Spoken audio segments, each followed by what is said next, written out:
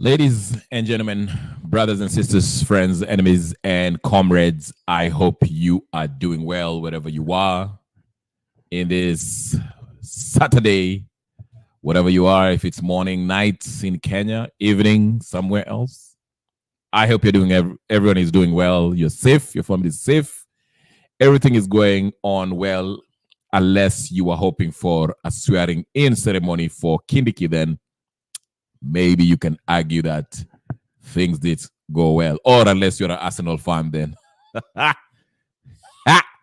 But anyway, we are not going to laugh at Arsenal fans. But anyway, karibuni sana for this other session today, being a Saturday night. Watu ambao wanaburudika. Get in. We're about to discuss something very simple. A lot is happening in Kenya. Like I say, the past 2-3 weeks or a month, this October has started with a bang. Kesho ni kesho, says KK, who just joining me right now on the comment section, and M Mesh Wanjiku. Absolutely, kesho ni kesho. Tomorrow is the 20th October, and for those of you who don't know, who might not know, marahaba mwanangu Wanjiku. Tomorrow there's a huge gathering at Uhuru Park. So please make your way there. I will make it there after the game. After Arsenal, excuse me. After Chelsea beats Liverpool tomorrow at Anfield, I'll make my way at Uhuru Park for the events that's going to happen. If you don't have the memo, didn't get the email, everyone is going to go to Uhuru Park in commemoration or remembrance of the fallen soldiers, all the Gen Zs and all the people who died during Maandamano. Okay, and also we shall also remember the great people who sacrificed their lives for this great nation. Okay, it doesn't have to be just Gen Zs; it has to be the Pio Gama, Matiba, Robert Ouko. I mean, and the rest. You know what I'm talking about, right? So the great people who we need to, this day is dedicated to. We are going to meet at Uhuru Park. That's the deal tomorrow, okay? Now, the huge news today was that Kindiki, whatever his name is, Professor Kindiki, who was supposed to be the replacement of Gachagua, today at Uhuru Gardens, he was supposed to be sworn in. They were supposed to have a swearing ceremony there, but unfortunately for him, the courts intervened in all this, and actually the AG today petitioned the court and tried to get the courts to remove their conservatory orders.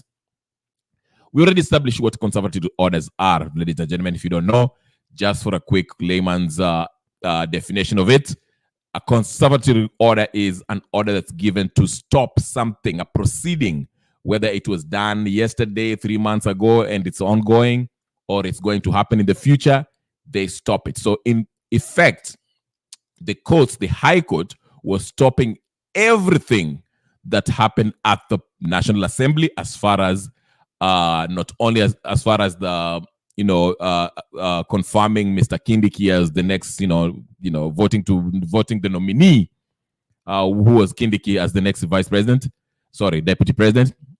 And also, they also stopped everything, basically put a stop to hold the process of removing Gachagua, because they highlighted that the petitioner, who was through the Gachagua's lawyer, who is Gachagua, had a reasonable case to believe that some law was violated. So they had a reason to believe so. So that's why they issued that conservatory order. I'm going to read it for you here, ladies and gentlemen, brothers and sisters, as you join in, so we can get a clear context of what the courts were saying. I read the one yesterday. There's a new one actually that was made today. So the court, remember, when the conservatory order was given yesterday to stop this Kindiki thing, it was dated, they said in that letter, in that order, in that judgment or whatever, that that the case will be taken up, it will be debated on or will be adjudicated on the 24th of October. But now there's a new one today after the AG tried to get the courts to remove that conservatory order so that Kindiki can be sworn in. The court said, no, we are still keeping that conservative order. So everything that happened in the National Assembly, the legislative body, is null and void. As far as we're concerned, we only have DP. There are people running around in the media saying we have 2 deputy presidents. No, we don't have 2 deputy presidents. We have 1 deputy president who is Rigathi Gachagua. Kindiki is nothing. There's so much laws that was violated that I mean, this thing, unless Ruto really does what Uhuru Kenyatta did when he declared himself president and go shoot Justice Mweta's bodyguard like he did, this thing is not going to be, Kindiki is not going to be sworn in. He's not going to win in court. This whole thing, the legislative body, the process and the rules and the constitution that they violated, it's not going to stand.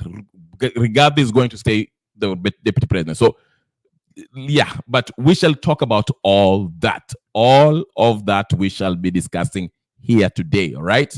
So, anyway, the High Court says, La Hasha, Kindiki, we are sticking to our guns. The conservative order still stands. Kindiki, you are not the deputy president. You are not. We don't care what happened in that parliament. That is null and void. Everything is at halt. So the case, instead of being heard on Thursday, it's going to be heard on Tuesday. They moved it up, and they told us because it's a matter of agency, so they moved it on Tuesday. It's going to be ruled on Tuesday. So the courts will deal with that issue this Tuesday. And by the way, one of the lawyers, the lawyer that was really going after Mutuse, just tweeted and said next week he's going to table a motion to impeach Ruto. I'm not holding my breath because I know the National Assembly will probably not go into. But before we get started, ladies and gentlemen, brothers and sisters, friends and comrades, let's do this. I see you there. I see you joining me. So thank you so much for joining me. But I need a favor from you, okay? I need you, if this is your first time here, to just hit that subscribe button. Hit that sub button. Pow, pow, pow. Hit it one time so you're subscribed and you're the channel so that, and after you've hit that subscribe button, make sure you put your notification on so every time I come here, you can always find me here and we can discuss this issue. I'm namna gani? Because next week we'll have a bunch of things going on. On Tuesday, we'll cover this whole court process, okay? And we shall hear what the court will say regarding the whole process that happened at the legislative body, all right? And we shall also cover this so-called motion that might be brought about to oust Ruto. Whatever motion. Not only that, tomorrow since Uhuru Park, I shall be covering what's happening at Uhuru Park. So be here, be present, and the only way we can discuss that and only way you can find out when I'm online is if you subscribe to my channel and put your notification on. Now, while you're still sitting there pretty, enjoying your drink or eating or you're on a date, whatever you're doing, please like the video while you're here, like the video so that we can get started officially. Ama namna gani? Okay, thank you so much. Again, I will shout out to my good friend KK on the chat there. He's reminding me that kesho ni kesho, Uhuru Park. Ama namna gani? Mesh Wanjiku also is greetings, my sister. Greetings, my brother. I'm not sure if you're a girl or a woman or a man. I don't know, but I appreciate you for being here. Where's Sudi? Hi. Sudi, I've said, I saw Sudi was talking somewhere he was wearing a cowboy hat. He was somewhere in Central Province. We'll get to all that. Let's get to the Mada Yaleo, the big, the main meal. We shall get to the main meal, then tutaingia kwa hizo wakina Sudi na hizo ninyo zengine, hizo ninyo. Even our friend Morara. Woo, Morara. Woo. Morara is saying now, please help his friends. He's in Narok. His friends were attacked. I don't know if he's asking for money or whatever. The last week he was asking for. We shall get to that. Let's focus on this Gachagua stuff. By the way, Adani agents are on the ground walking around JKIA. Okay, we'll get to all that. There's so much. There's so much. I came unprepared. I will confess. I came unprepared. I'm freestyling my way all the way through. So help me focus if I'm losing focus. Ama namna gani? Aya. Oh, wewe ni dem. Okay. Jiku, I'm sorry. I'm sorry, my sister. I hope I'm forgiven. But thank you. I'm so glad to see you. I always see you here. So, unajua nikiona hiyo jina Mesh, I don't know kama ni Meshak or you know what I'm saying? But now I know, so I will not make that mistake again. Mason Sandan, nice seeing you. Morara alisalimiwa huko Narok. Alikuwa aende kesho. Watu wanauliza kwa nini akienda leo. Yeah, again, people are asking themselves why Morara is telling people to go to Narok. People are supposed to meet in Uhuru Park. Nini wewe? Nini mbaya na wewe, Morara? I told you this. I mean, hey, KK also told us here. He got exposed and got me kicked out of the other place. KK, wewe utakuwa kicked out of everywhere. You are you. Let me just say that. You are you. Ama namna gani? But anyway, let's get to the matter. The first video, let's get to it. Let's not waste any of time. I've done enough introduction about what I'm going to do, but let's get to it. All right. Here's the news clip about what's transpired. Ama namna gani? All right, let's go. The stalemate surrounding the ouster of Deputy President Rigathi Gachagua and the subsequent assumption of office of Deputy President-designate Professor Kithure Kindiki. Lady Justice Frida Mugambi, on behalf of the three-judge bench hearing the consolidated petitions, has directed that the petition filed by David Munyi Mathenge and Peter Gishobi Kamobo be heard at 11 a.m. Tuesday instead of the initial date of 24th October given by the High Court in Kerugoya on Friday. This even as the state hopes it could get Friday's orders vacated so it could proceed with the planned inauguration of Deputy President-designate Professor Kithure Kindiki. Here's Ibrahim Karanja with the details. By close of business Friday the 18th of October 2024, the courts had halted the planned inauguration of Deputy President-designate Professor Kithure Kindiki through a conservatory order issued by the High Court in Kerugoya. Justice Richard Mwongo, aside from directing the Chief Justice Martha Koome, forms a bench consisting an uneven number of judges to hear the matter, had also given a date of Thursday, the 24th of October, as when the matter would be mentioned before the bench to be constituted. That meant that the state had to either wait until Thursday to know the fate of Professor Kindiki's planned inauguration, or to seek to move the court on Tuesday and have the orders vacated. But Saturday, Lady Justice Frida Mugambi had brought the matter closer, ordering that it be heard inter partes on Tuesday before the already constituted three-judge bench hearing other consolidated petitions on the matter. The bench, led by Justice Eric Ogola and also comprising of Justice Anthony Mrima, had on Wednesday last week, just before the Senate began hearing the impeachment proceedings against Gachagua, directed that all consolidated petitions be mentioned on the 29th of October, declining a prayer by Gachagua's lawyers and other petitioners to have a mention date of Friday, 18th October, soon after the Senate's decision. But now, Justice Mugambi, in her orders, states that in light of the urgency of the matter and the weighty issues raised therein, we direct that the application be served and responded to forthwith for hearing inter partes on Tuesday, the 22nd October 2024 at 11 a.m. in Open Court 18. Earlier plans to have Professor Kindiki take his oath of office today were eventually halted due to the court order, despite night-long confusion on whether the inauguration was to happen. At the Uhuru Gardens, where the celebrations were to be held, pockets of military officers were present even as the ground was being readied to host other unrelated events. Being an officer of the court and a professor of law, insiders say that Kindiki was not ready to disobey court orders by ascribing to his oath of office, hoping that they will soon have the orders vacated. Ibrahim Karanja, NTV. Okay, very interesting very interesting maoni from that comment here I see from JTime 062. He says, going against laws and you are a law practitioner should withdraw the license of acting laws and prisoners enter for 2 years before the case. I think you mean that since Kindiki is a lawyer, I believe, I think he has a practicing license. So if he was still going on with this, he needs to have his license revoked for actually breaking the law. Now, there's so much laws that are being broken. I would like to refer to Miguna's page where he said, not even, there's so much laws that, that this guy is, so much laws that he was breaking. The whole parliament, National Assembly, and the Senate, it's insane. Like, I mean, these guys, I don't know what they were thinking. They were so, ignorance ni kitu kibaya. That's why Paul Mwite was very clever. Paul Mwite alikuwa anatumia ile knowledge, unaona? He knew this majority of the Senate and majority of the National Assembly are a bunch of imbeciles. So he tricked them with this whole Gachagua kuwa mgonjwa. Not only that. Anyway, let's get started.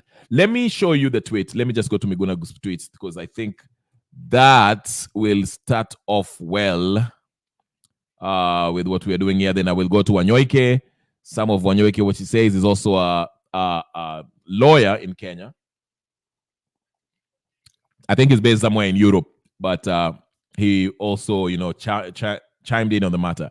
I don't pay attention to Amne Nasir because Amne Nasir is a paid charlatan who's out there to waste everybody's time. So I'm not going to waste my time with him. Now, again, I think I talked about this yesterday just to bring you into the understanding why this whole nomination of Kindiki is illegal, because there's a part that the IBC have to play. Now, people think that the president, after he nominates a candidate, number one, he's not supposed to nominate somebody who already is a cabinet minister. That's illegal. Just to nominate somebody who's a cabinet minister to become a vice president or a president, that is illegal. Not only that, Kindiki was never vetted. Remember, the vetting part, to look at his credentials and all that is supposed to be done by the IBC. A lot of people got it misunderstood. Most people think that the National Assembly is supposed to do the vetting. No. The National Assembly does not do the vetting. They only vote on whether they approve of the nominee that has been presented to them by the president. That's why you see some of them usually stand up and give their reason why. Absolutely, KK. Yes, that's why when they are voting, sometimes they stand up and they give their reasons why they vote not to approve or why they approve. But the National Assembly's function here, their main task when they are presented by a nominee, by the president, their job is to vote on whether they approve the nominee or not. Now, again, the IEBC has the sole responsibility of vetting the candidate, which has not happened. Now, again, Ruto was trying to be slick by saying that he got the approval of Marahaji, whatever his name is, who the CEO of IEBC, who is the CEO right now. But here's the thing: there's a ruling in the Supreme Court that the courts pronounce itself by saying that the IEBC cannot be complete and cannot undertake its function as it's outlined in the Constitution if it does not have a chairperson and commissioners. So the vetting cannot happen if there's no chairperson of the IEBC and there's no commissioners at the IEBC.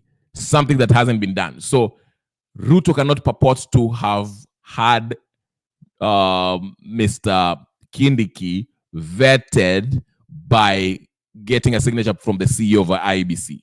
That's not how it works. Okay? So let's go to Miguna's tweet here that I would like to read together with you guys, and I hope I will bring it on the screen so you guys can see it. That's why I'm saying this case will fall on its face. I mean, these High Court judges should not spend more than 5 minutes on this case. I mean, that's how ridiculous it is. And when I was looking at the National Assembly, members of the National Assembly yesterday cheering at how they were conducting themselves alone, I just knew these guys were they don't know better. But anyway, let's get to the matter. Here it is. Let me share with you the screen so we can read the tweets together and analyze what's happening, because this is just ridiculous, and that's an understatement. Okay, so here it is. Miguna has been writing some tweets here that are interesting. Sip sip hure. All right, don't forget to like the video, ladies and gentlemen, and subscribe and share, like, to do all that good stuff. Okay, all right, let's read the tweets. Here is Miguna saying, why Ruto's plans are like a child playing with a matchbox in a grass-thatched hut. Then hyphen, for Kindiki to become DP, Rigathi Gachagua must either resign, die, or be impeached through a fair and credible process. Ooh, let me read the whole thing. Sorry, guys. Yeah. Okay, my internet is taking too long to process this stuff. I'm sorry, guys. Muni. Okay, it's ridiculous. This is ridiculous. I will try to read the whole thing. Okay, here it is. Okay, why Ruto's plans are like a child's playing with a matchbox in a grass-thatched hut. Okay, number one, let me just say number one. For Kindiki to become DP, Rigathi Gachagua must either resign, die, or be impeached through a fair and credible process. 2, if Rigathi is not dead and or has not resigned, he must be impeached through a credible process. 3, even if Rigathi were to be impeached through a credible process, he has the right to explore and exhaust all appeal avenues open to him. Okay, 4, if and only if Rigathi appeals have been heard and determined by the courts, up to and including by the Supreme Court, will a vacancy occur in the office of Deputy President. However, before that happens, Kindiki must have resigned from being a CS at least 6 months before Rigathi's resignation, death, or impeachment. Kindiki must have joined UDA at least 6 months before his nomination. The UDA party and William Ruto must then nominate Kindiki as DP. A properly constituted IBC must be in place, remember, to vet him. Okay? Kindiki's name must then be presented to the IBC for clearance and nomination. Kindiki must be duly nominated by the IBC. Ruto must submit Kindiki's name to the National Assembly for vetting and confirmation. The foregoing process will go on up to 2027, assuming the revolution doesn't sweep every one of them before 2027. To Rigathi Gachagua, watch what you eat, the medicine you take, where you sleep, and whom you greet. Free advice by Patriot. So there Miguna explains how this process can turn out to be a protracted process that might lead to something that, but you can see how Kindiki becoming a DP is next to impossible.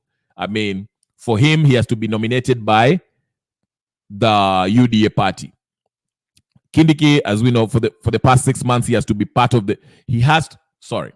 Kindiki must have been UDA member for the past 6 months at least for him to be nominated by the president. Kindiki, has to be vetted and his staff checking, nominated by the IEBC, which we do not have an IEBC. Having a signature or a letter of approval by the CEO of IEBC is not how the process works. An IEBC to be functional, the Supreme Court said it has to have a chairman, a chairperson, and commissioners, which we currently do not have. The IBC hasn't been constituted yet. So I don't know who is going to take this process to help Kindiki get approved. Now you see, that alone has already disqualified. Yeah?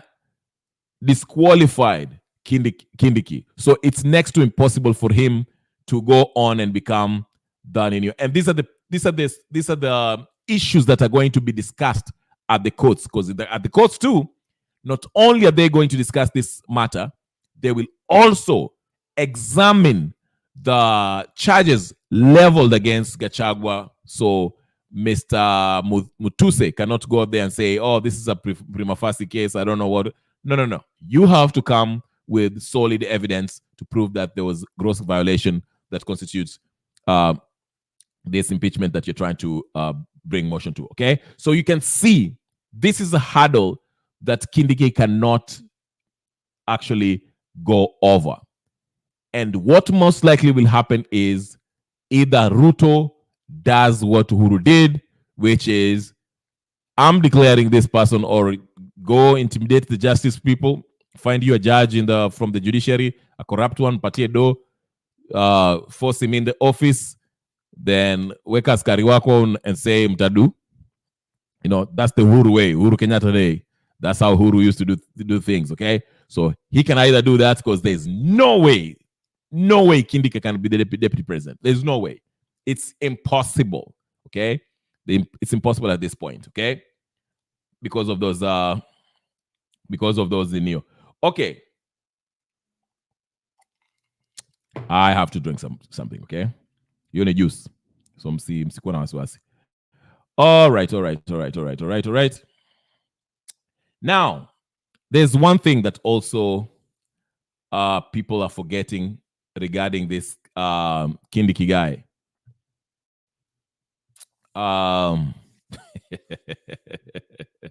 Oh, there's so much. There's so much. There's so much tweets by Miguna Miguna that I don't even know where to start, but they're so interesting. All of them are interesting. But let me just tackle some of it. Now, here is what he says. He deals with another one called A Question to the IBC or Whatever Remains of It, okay? At what point did Kithure Kindiki join the UDA party of Kenya Kwanza coalition for him to qualify for being nominated as a DP nominee for the UDA party? Remember, you have to be a member of a party that belongs to the president at least for 6 months, which is not the case with Kindiki, okay? The last time we checked, the ORPP issued them the letters indicating that he was partyless. How about clause 137, which states that a person who holds public office is not qualified to be nominated as a president or deputy president? Or did the National Assembly meet at night and amend the relevant provisions of the Constitution and Act of Parliament requiring a person to be nominated as a deputy president by a political party not to hold office, public office, or to have been a member of the party for a period of at least 6 months before his nomination? Kenya is a country that must be governed by the rule of law, not the whims of one individual. You understand? So, again, this all disqualifies Kindiki. I don't know why people are, there's no debate on this. Okay? Now, let me move away from that and go to something else as we keep on keeping on. Okay? As we keeping on. Let me see who's up here. Data. No, I don't need problem with data, Mr. Mason, but thank you for your concern. I do have enough. People use data? What? Okay, never mind.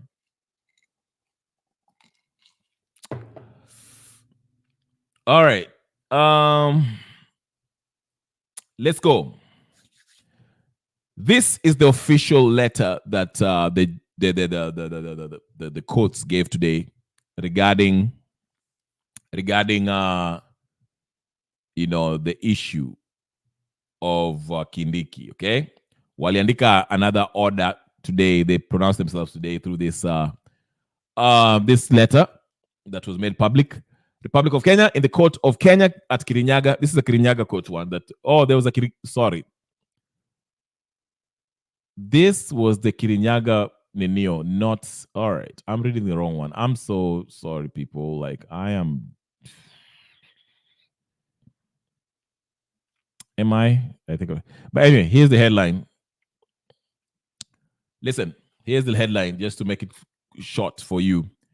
The Standard Digital. High Court declines to lift orders barring Kithure Kindiki from assuming DP's office. Directs that applications filed by AG and National Assembly be heard on October 22nd. So it's no longer October 22, 2024. It's October 22nd, which is Tuesday, okay? Okay, now, that lawyer, remember that lawyer that I was talking, that was really, alikuwa anafinya ninio? Anafinya Mutuse? Ndio huyu, anaitwa Elisha Ongoya. He's saying, finally, it's clear. Tuesday. Are you ready? I'm setting an impeachment motion for the gross violation of the Constitution by Ruto. I have a mover on the motion and a bunch of lawyers to defend the evidence. They won't believe. Did you hear that? Ay. Sasa yule lawyer alikuwa anafinya kirinio Mutuse. Unasikia kitu anasema hapa? Ruto. Mason kidogo, I almost call you Mason Mount. I'd like to know if Kindiki's vetting was happening after hours, since Gachagua was impeached at night and Parliament met at 9 a.m. Well, no one can vet Kindiki because the job of vetting solely falls under the IEBC, not the National Assembly. So whatever the National Assembly's job was simply to approve or disapprove through a vote. They don't vet Kindiki. Waelewa, Mr. Mason. The job of vetting falls squarely on the IBC. And we do not have an IBC because we don't have commissioners and we don't have a chairperson. So this whole process, so that's why I'm saying there's no way Kindiki can become the DP, legally speaking, okay? That seat has to stay vacant if indeed Gachagua is impeached, which I think this impeachment motion is going to fall on its face on Tuesday, if that's what's going to be in the new. Yes. What do you say? So the House of Laws approved absolutely, that's what we are saying. Yes. That's why when people are celebrating at Gachagua, Gachagua is probably laughing his guts out in whatever hospital he is in. They're laughing because this is ridiculous. He knows legally, there's kuna ile emotions na kuna ile legal matter. Hata kama you might say someone is ni mwizi, muwaji, whatever, but if you can't prove it in the court of law, you do not have a case. And that's the case Neo. One Dem 99 anasema Kindiki is a naive guy, ataibishwa na Ruto akae vizuri. Yeah. Yes, you're right. Gachagua will be there until they have tukiwa na IBC. Unajua watu wataki IBC kwa sababu these MPs will go home. Wakileta tu IBC nge recall. MPs wanaenda nyumbani. So that's why they don't even want this IBC, unaona. So they have to be very careful with this IBC because everyone wants to, wananchi wanataka kutoa. You saw how Parliament were behaving, National Assembly. They were ilikuwa aibu. That's why they are wanaogopa. Okay? So Kindiki, again, one day you're so right over here. Hizi ni aibu. Jamaa amesetiwa kuletiwa aibu. So imagine, can you imagine Gachagua when he goes back to become the DP? Hii mambo yake kishakuwa nullified. Arudi akuwa IDP. How do you think this is going to play out? Itakuwa kuvurutana na Ruto. daily on every issue. Yeah, I'll read it again. Advocate Elisha Ongoya, the same lawyer that was pressing Mutuse, amesema hapo 4 hours ago, finally it's clear. Tuesday, are you ready? I'm setting an impeachment motion for the gross violation of the Constitution by Ruto.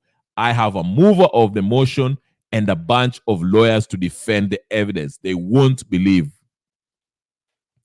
So amesema kuna mover of motion. Sasa sijui ni nani, Juneta Manani, whoever is going to be. So next week is going to be interesting. Not even next week. Starting tomorrow. Syndication in next week anyway. Starting on Sunday. Tunaanza na Uhuru Park. Nakwambia, yani, hey, mazee, drama inakuja Kenya. Ay. Walai, I don't know what to say. Only IBC can announce vacancy of president or deputy president. There you go.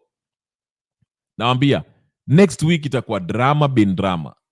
Tutatoka hapo. So imagine, okay, what's most likely going to happen? Gachagua arudishwa kwa deputy president.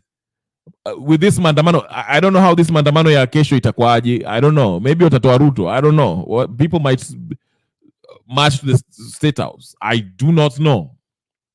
Watu wanaenda Uhuru Park per se. I don't know what it can morph into something different. So we don't know. Hey, so atujui. There's so much happening. I'm telling you. So much is happening. So much trouble in the world. Aya. Hey.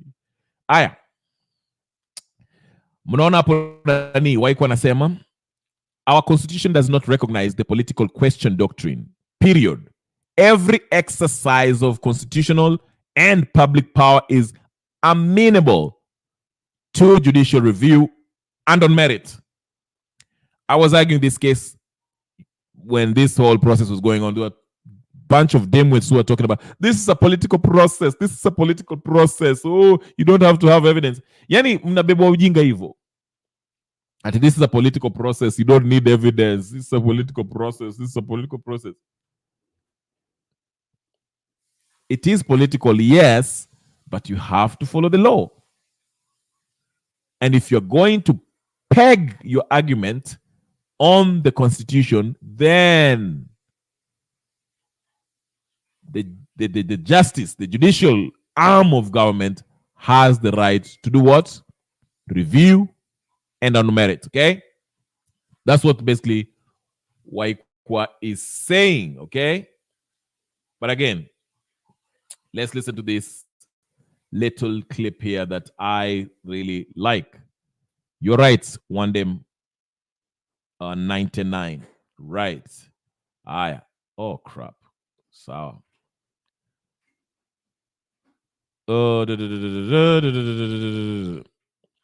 Make sure I'm liking your video. Msikae. Hold on. Wait a minute.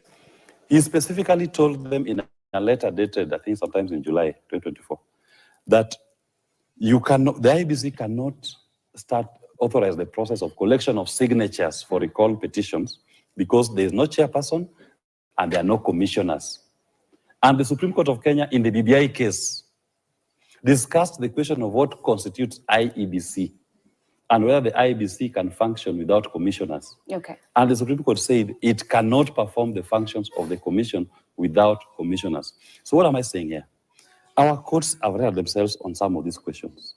Until this point, the courts have spoken on the question of whether Kindiki should be the deputy president at this point. They have said no, hold your horses. Okay. And the test is now moving to Martha Koome. Because also for the swearing in of the deputy president, it has to be done in the presence of the Chief Justice. It is the registrar of the judiciary, chief registrar who administers the oath, in the presence of the Chief Justice. Martha Koome must resist any attempt that may be put on her to attend to any swearing in of Koome, of Kindiki, in light of the existing court orders. Okay. She must show the nation that the institution that she leads, she also believes in its orders. Hold that thought. And I know Dr. Maxwell has a different... All right. Okay, so you had that. The IBC, and this is what actually was kind of echoed. By the way, in they're saying security has been heightened in coastal towns ahead of Mashujaa Day. This Mashujaa Day, I don't know, something's up. Hold on. This Mashujaa Day is going to be tricky.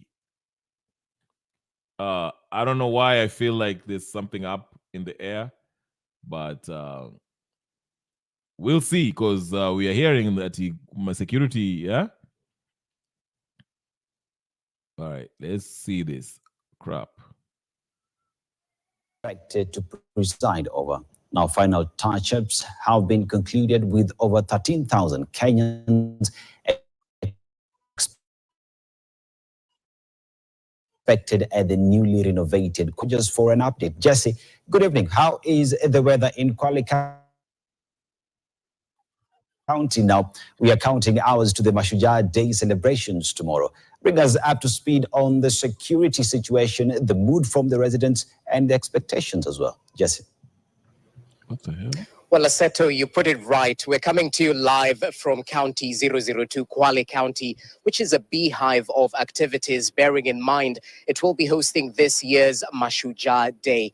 All roads will be leading to Kwale Stadium, as you rightly put it, where the red carpet has been rolled out in anticipation of high-level dignitaries, government officials, state officers, and of course, Kenyans from all walks of life who will be conglomerating at the newly constructed stadium in Kwale County. Now, I talked about the stadium. It was constructed in collaboration between the county government of Kwale and the national government, which came in and ensured its completion right in time for this year's celebration. As you mentioned, President William Ruto will be leading this celebration in Kwale County, and we understand the president is already present in the coastal counties, where tomorrow the doors will be opened as early as 4 a.m., where Kenyans from all walks of life will be streaming into the stadium.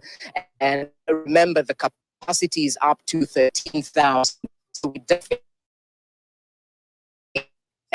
those to be in order to ensure Kenyans a seat and will be on affordable housing. So we'll definitely see a lot of speeches queued to perhaps illustrate the government's efforts in achieving this bottom-up economic transformation agenda centered on affordable housing. So be on the lookout for that. Equally, it has been a heavy political week where Kenyans have been waiting with bated breath, trying to find out what exactly will happen in the executive. It has been a battle of the deputies. Tomorrow, we'll be anticipating the arrival of course, President William Ruto, including cabinet secretaries and perhaps the appointed Deputy President, Professor Kithure Kindiki, the law professor, might be making his way here.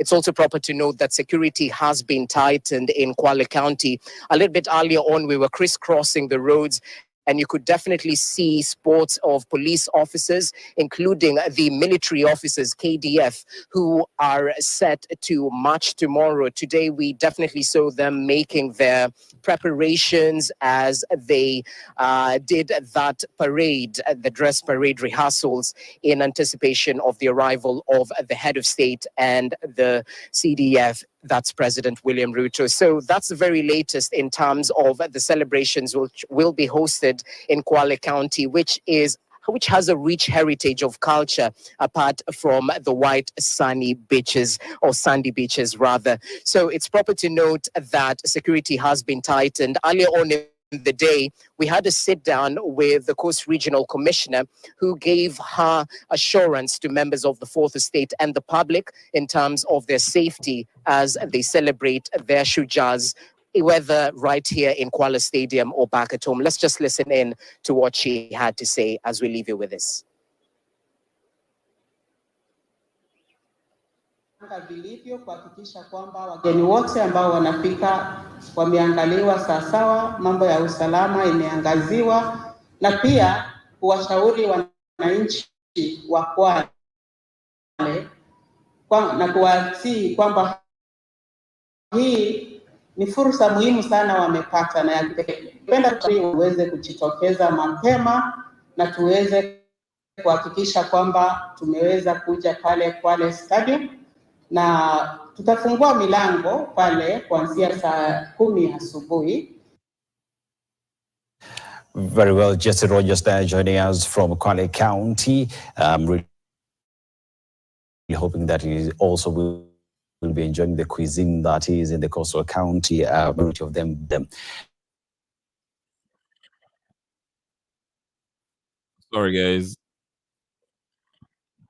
Anyway, there's something that I also wanted to bring to your attention. This is some video about, speaking of Kindiki, people have no respect for this guy. Not only does the Gen Z don't really care much about him, but even the lawmakers who are now, yeah. Anyway, one day 99 say this impeachment might have to restart after 6 months, all the way from public participation. You know what? That might be true. That might be an avenue, because if Ruto is so gung-ho on trying to remove Gachagua, of course, when the court nullifies their whole process, they will go back and start this nonsense one more time and have us go through all this thing again. So that's a possibility.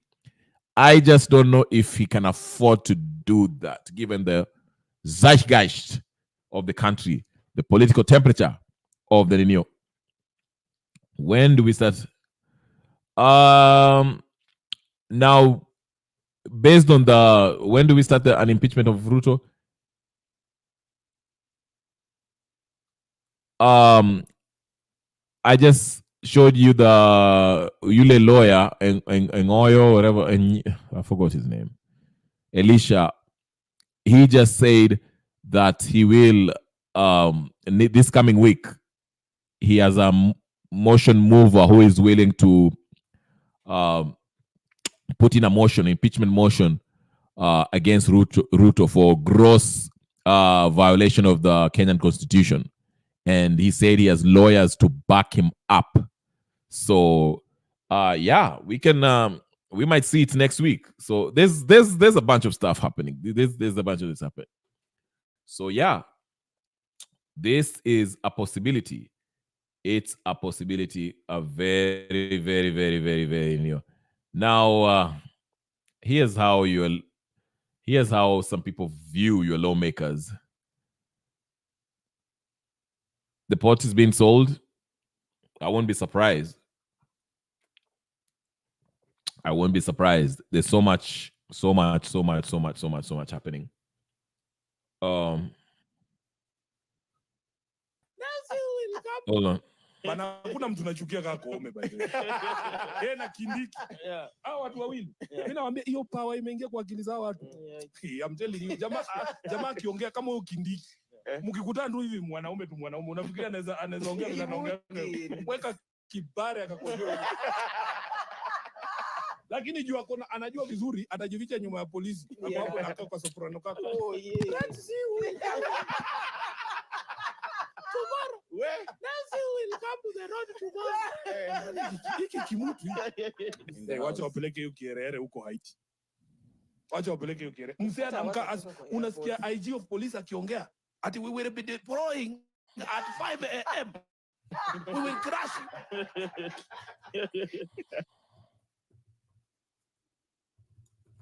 Now that's bana kuna mtu nachukia kama Koome by the way. Yeye na Kindiki. Hao watu wawili. Mimi nawaambia hiyo power imeingia kwa akili za watu. I'm telling you, jamaa akiongea kama huyo Kindiki. Mkikutana tu hivi mwanaume unafikiria anaweza ongea na anaongea. Weka kibare akakwambia.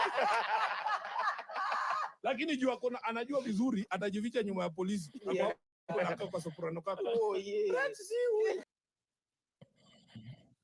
Oh well, that's the phone.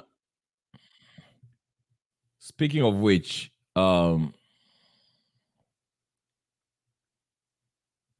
I know what you're talking about. There's something I saw about the Adani thing. Let me show you something. I think we kind of missed it. I saw it on people who are tweeting it. Let me show you about it. Oh, by the way, this before we go to the Adani thing, I will show you about the Adani thing. But actually, let me go to let me go to the Adani one first. Then we'll get to the other stuff. To your point. Here it is. All right, Nani. let's observe this. KK, I want you to watch this because I think this might interest you since you brought that up. Here it is. Can you see this? Can you see the screen? Can you see the screen?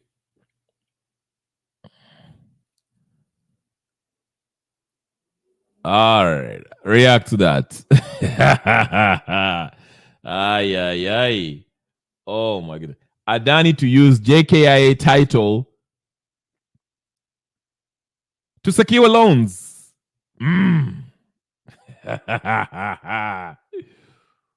Woo! Okay. Haya, ndio maana bado tunang'ang'ana na mambo ya nani? Huyu jamaa anaitwa nani? Speaking of which, all right. Let's see our friend here.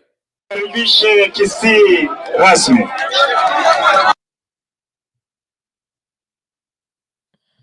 Najua wewe ulikuwa katika mlengo ule, sasa wewe ndio rais, na lazima tutafanya kazi na wewe.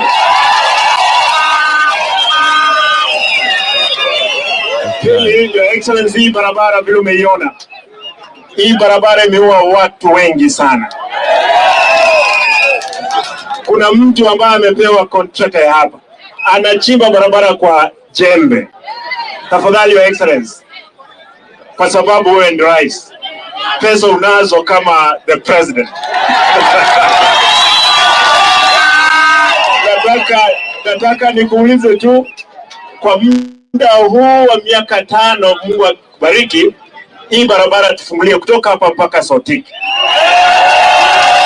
Your Excellency, all the leaders, ile tunakuuliza tafadhali. Kuna kijana mmoja wetu hapa alikuwa anaitwa Chwea. Ukipata nafasi weka yeye, vijana wadogo. Chwea tuko na yeye hapo, weka yeye kitu. Chwea ndio huyo hapa, tafadhali weka yeye kitu. Na sisi tunaheshimu wale wazee walikuwa.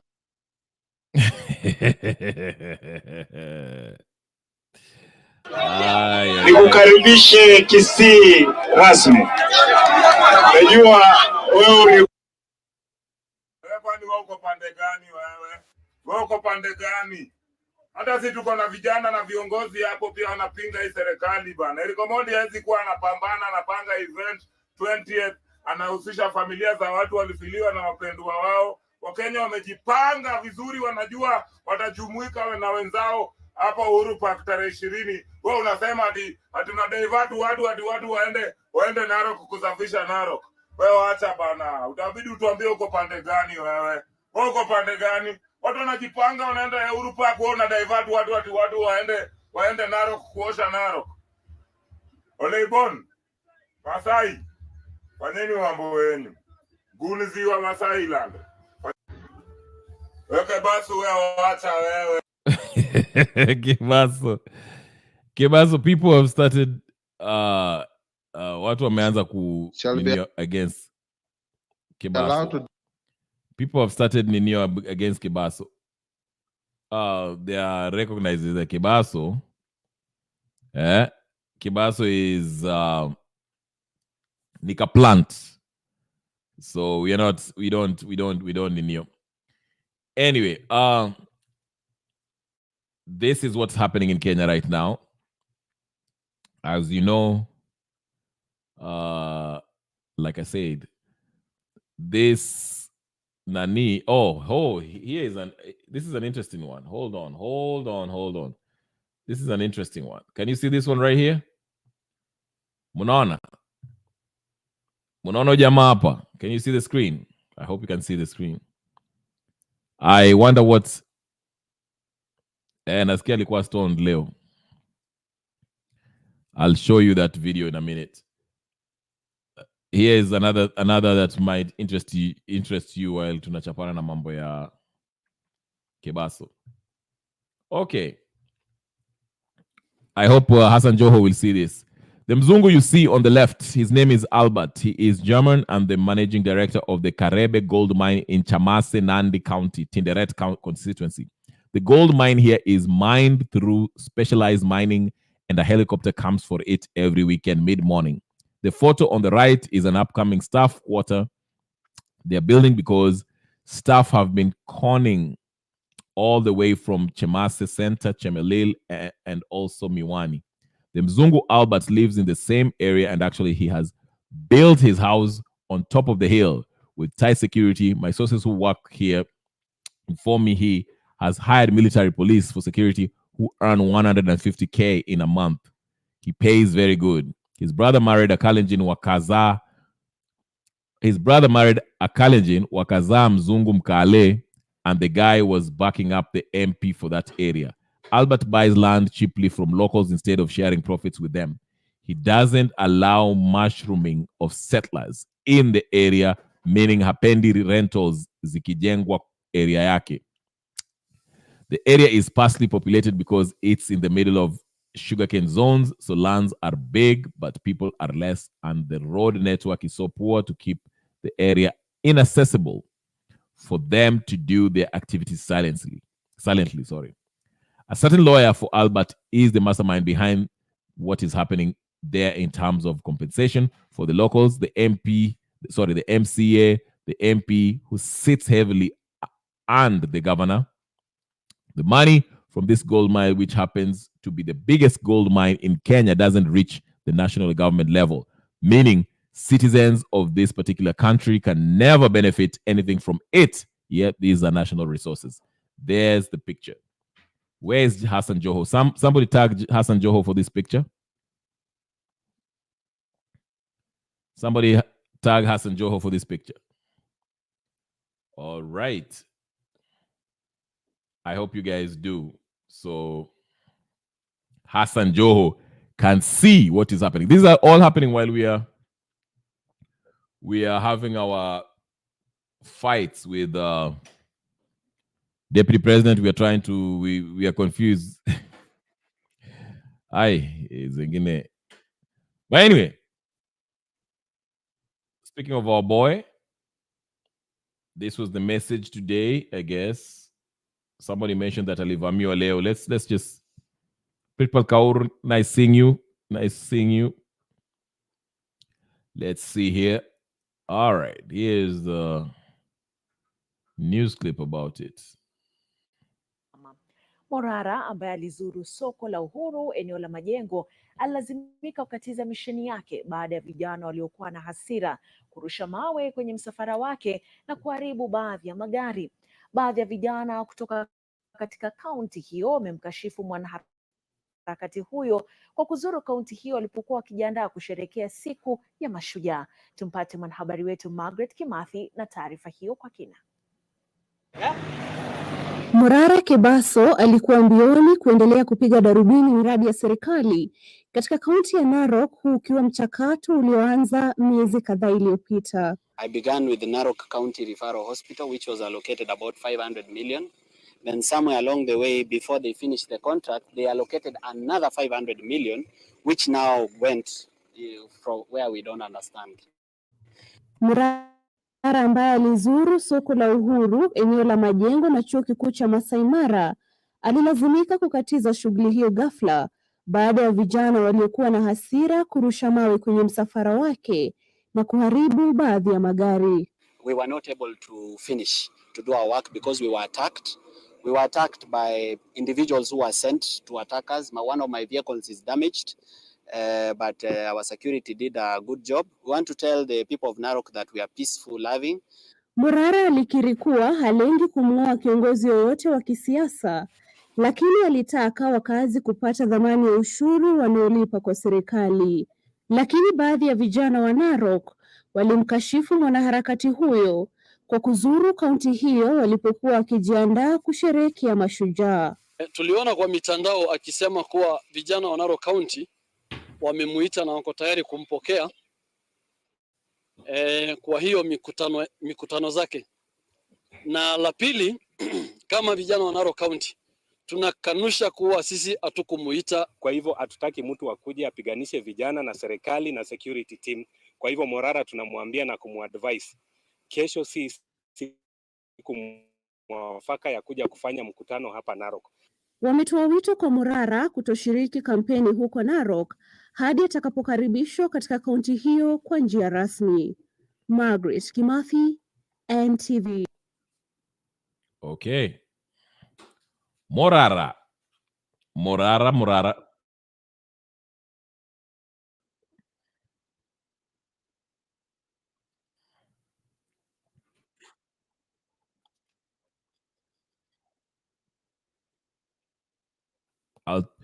All right. We're going to take a watch this. Then I shall bring people in. It's Sato, so let's get started. Let me view this and see what's going on. Oh, to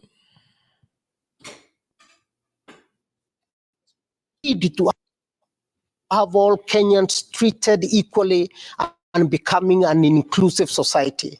The fact that the deputy president went out of his way to talk about Mrima, to talk about Mount Kenya as beneficiaries of what he was claiming to be his quest for leadership, went against the Constitution and set him against everyone else.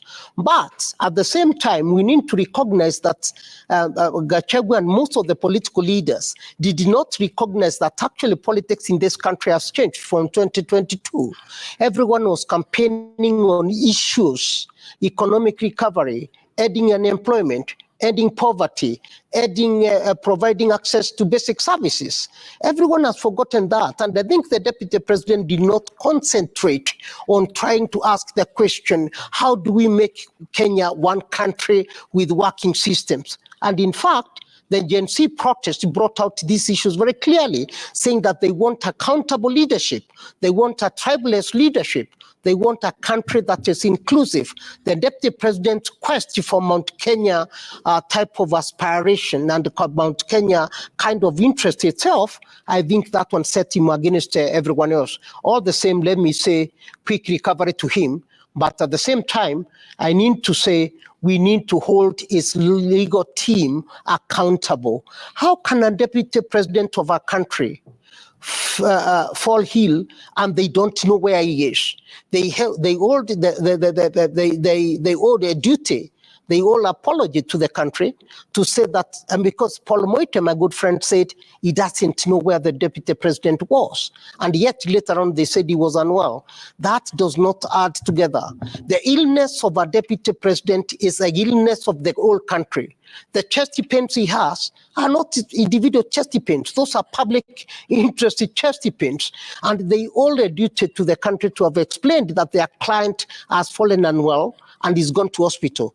The reason why they were saying that they cannot trace him raises a lot of questions. All the same, I wish him quick recovery, but his legal team owes Kenya a duty, owes Kenya a response on why they never told the Speaker of the of the Senate that our client has fallen unwell, our client has gone to hospital. That's something that we know. The social context of illness in an African society is not held within an individual. It's something that is communicated to everyone who is around. Why they never communicated this from the early beginning raises a lot of questions, and the legal team must be held to account. Why is it that they never communicated such a national issue to the Speaker of the Senate? And we learned about it later on, much later. I think that is irresponsible on the legal team to have done that. It is irresponsible of anyone close to the deputy president not to have communicated that. Okay. All the same, I wish him quick recovery, and I wish the incoming deputy president-elect the best. Okay. Professor Macharia Monene, was this a case of dume wawili hawezi coexist kwa boma moja? There is truth to that. I think just a little bit right down what Karuti has said. I don't think I want to blame the legal team.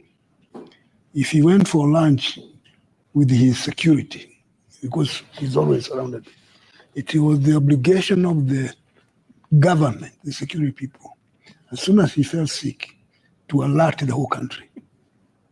Not the legal team, which was not there. Mm-hmm. It is the people, whoever is in charge of security and his well-being, to alert the country immediately that the deputy president has fallen sick and is in the hospital.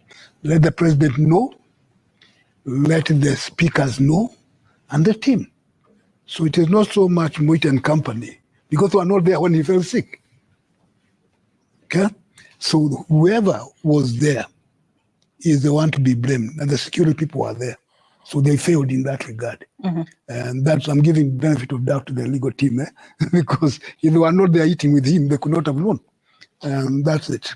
Now, the question of two bulls. I'm with us, if I can say that. But at the same time, the legal team should. Yes, I'm with us, Fatma. If you know, you know. I'm with us, Fatma. But the point is, even the legal team should have found it necessary to. The security team should have found it necessary to communicate with the legal team so that they can inform the Senate. Yeah. So but the social context of this chesty pain is something that requires an explanation from the outside. Yeah, I would agree, except that, see, the security people have access to the speaker. They do, and they should if they don't. Okay. On the question of Dume Wawili. Yeah, of course, it's always a problem because each of them feels its weight, which is may not be there. And one of the problems we had with this government, same as the last government, the impression was created that they had created a co-presidency. Mm-hmm. The Ruto thing, especially in the first term, it appeared like a what? A co-presidency. Yes. Only that things went sour in the second term, for different reasons which require different explanations.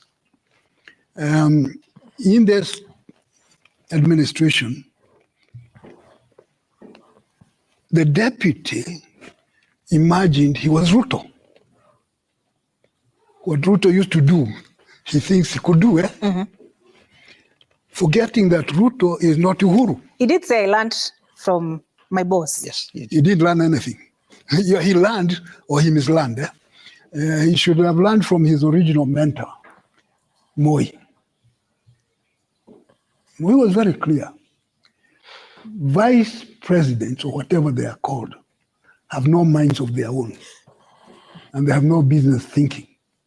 He once told Kibaki that in 1984, stop thinking, because thinking is a presidential prerogative. So don't imagine, Gachagua never learned that thing. He never learned from Josephat Karanja, who was accused of imagining that he's a president, acting president. And then he was shown the door. And people told Gachagua right from the beginning, hey, mister, things are not right. There's no way you can keep on saying the president and I. It is not a two-man government. It's only one. And not only one person was given the big sword there, which Ruto said, Siakukata mboga.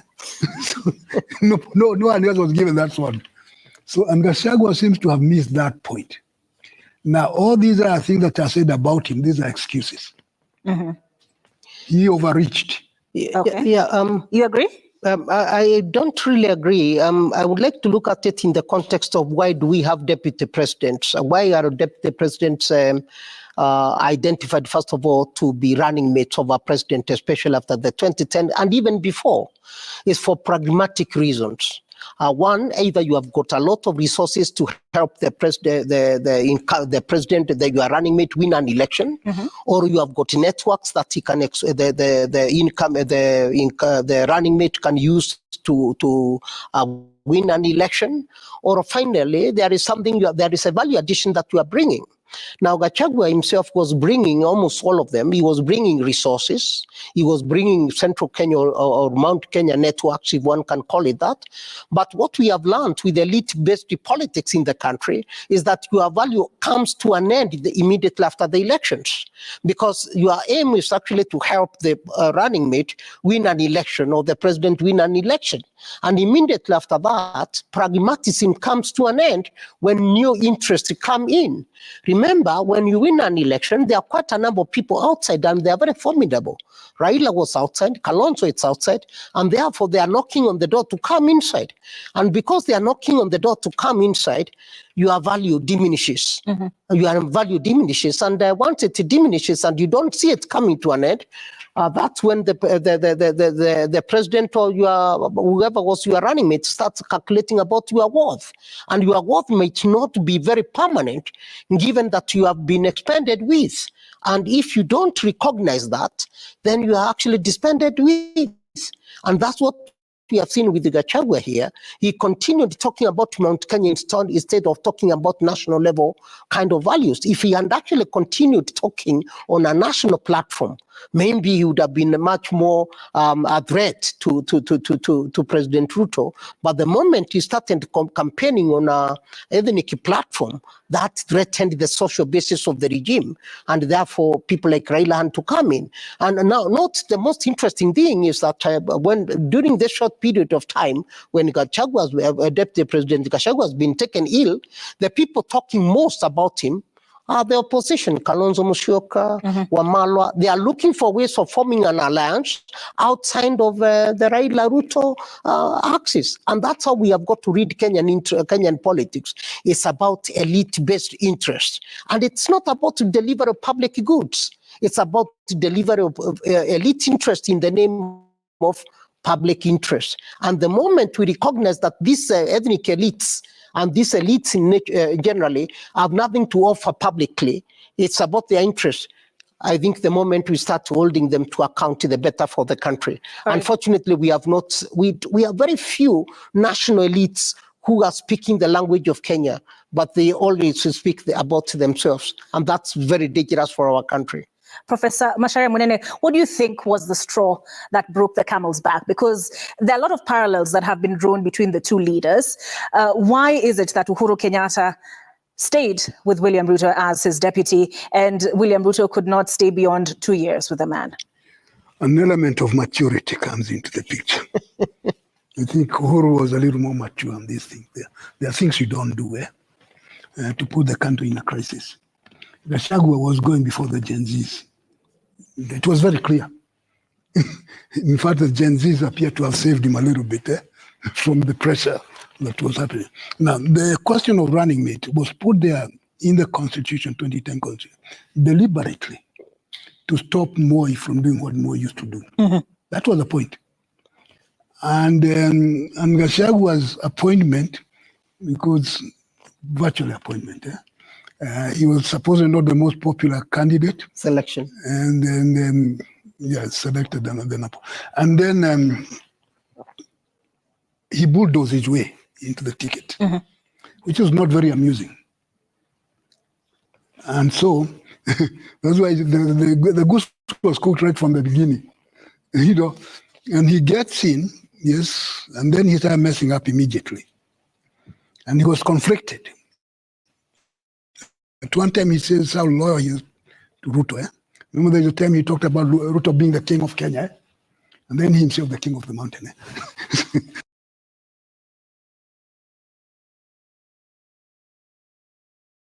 Just in case you guys are...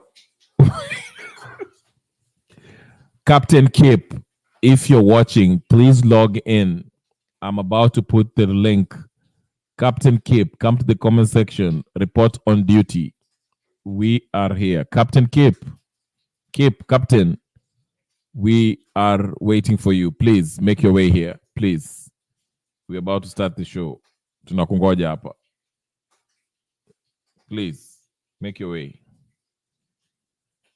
That kind of thing. And he had a problem convincing anyone in the mountain, let alone anywhere else, that he's a king. That never got straight into And despite the advice he got from people, Kanyuga says he's his friend, so he might have advised him. No. So, Sorry. No, I did not. I did not. And even if he offered the advice, it was not accepted. Gachagua messed up. Not so much that he talked about the mountain. That was an irrelevancy. The main thing is that he was obnoxious to a lot of people. Even the mountain itself has not accepted him. So there was something about his personality that became their excuse. Now, what this saga of impeachment, the circus, because it is a circus, has done is to divert attention from serious problems in the country. The Adani thing, we're talking about Adani now. And the Ketrako, and all those things. People have been made to forget that. And even maybe you are giving a story about some abduction of some people in Kenya who are educated. These are educators. And they seem to have a conflict with the government in Turkey. Yes. And it's not the first time that the government in Turkey has reportedly abducted from people from Kenya. It's not the first time, if it has happened. So it's giving Kenya a very bad image of not able to protect people, citizens, or permitting external forces to come and do strange things. So it's happening at this time. It's a good cover. People are busy talking about Gachagua, not to notice about things. And speaking of Gachagua, I wanted us to play a clip of some of the utterances that informed the first ground for his impeachment, the infamous shareholding remark. I am unapologetic to demand and to insist that those who believed in William Ruto and supported him to a man have every right to benefit immensely from his government. I have no apology at all. And if that can bring a problem, so be it. For now, there are certain positions ambaye itakuwa ni ya wale watu walimwamini William Ruto, walikubaliana na mipango yake ya kubadilisha Kenya, walimpigia kura na walionyesha mapenzi kwake. Please don't waste your time.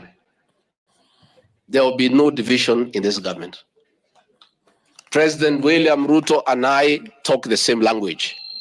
We consult, we agree, and we move on. What we are doing and what I'll continue to do is uniting the backyard of President William Ruto in the Mount Kenya region and the Rift Valley. So mimi niko Mulima, Rift Valley, Mulima. Wananiingilia, huyu ni naibu rais wa Kenya, bona anaenda Rift Valley, anaenda Mulima, anaenda Rift Valley. For the time being nitakaa hapo. Wacha rais azunguke, aende Kisumu, aende Kisii, aende Kakamega, aende kila pahali. Ile atapata aniletee, niongeze na ile yetu. U.S. citizen, you can vote from here, here, and even here using an absentee ballot. Americans were. So that's one of the remarks that was cited. Maturity. As part of the grounds for his impeachment. But will there be a political fallout in central Kenya, Professor Karuti? I don't think there's going to be a political fallout in Mount Kenya, maybe a political fallout in Kikuyu, Mount Kenya region, because of the fact that Kindiki from Mount Kenya East has been nominated. And the second thing, given what we have seen.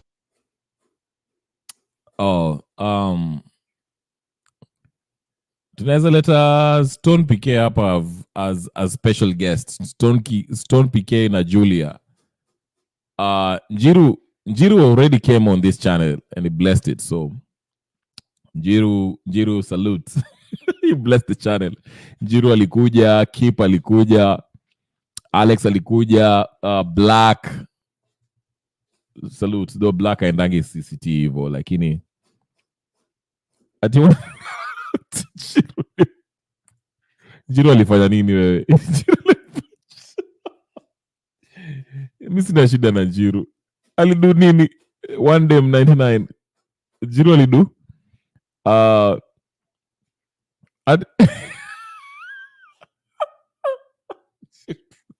Njiru kuja ujitetee.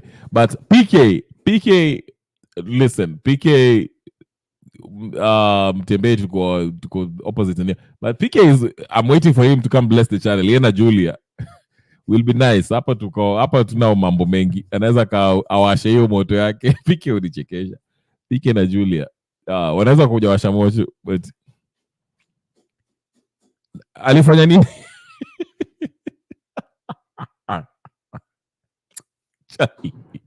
Tangu Raila aseme Adani ni nzuri, watu nakula mablock.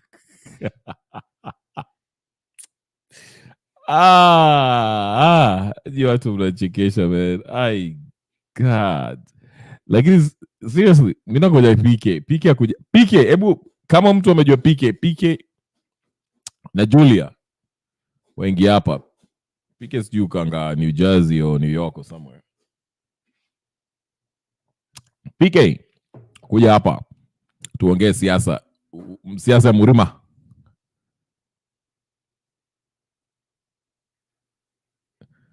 Ukuje bless channel. Ukuje siku moja tu na uni. Ati Njiru alisema nini? Njiru ni mtu wangu, man. Mbona kwa nini mnaingilia Njiru? Njiru alifanya nini?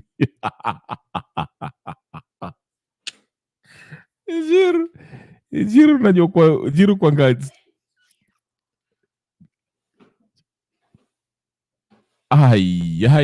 Nini? We, Charlie, wache hizo story mob. One day.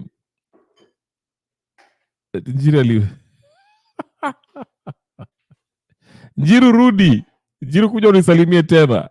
Njiru ni mtu wangu. Njiru kwanga rebel. Tumependa watu rebel kama hao. We like rebel souls.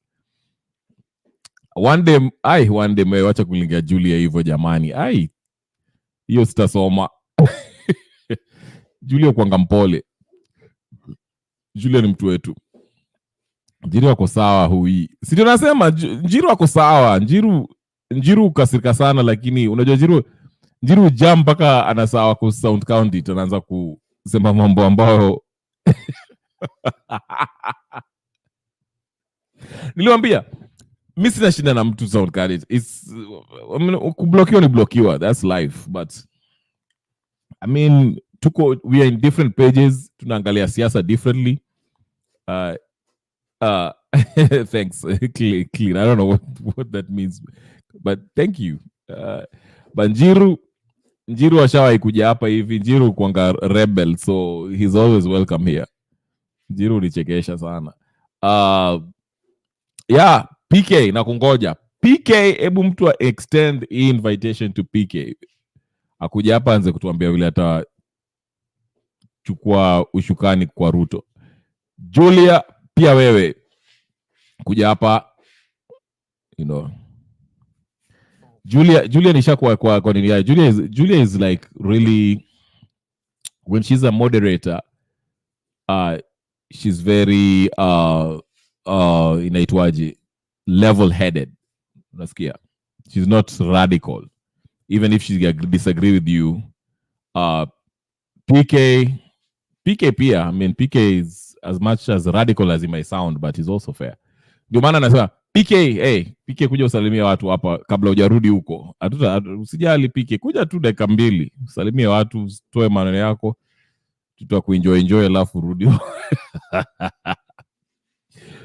We are harboring all this sound candid rejects.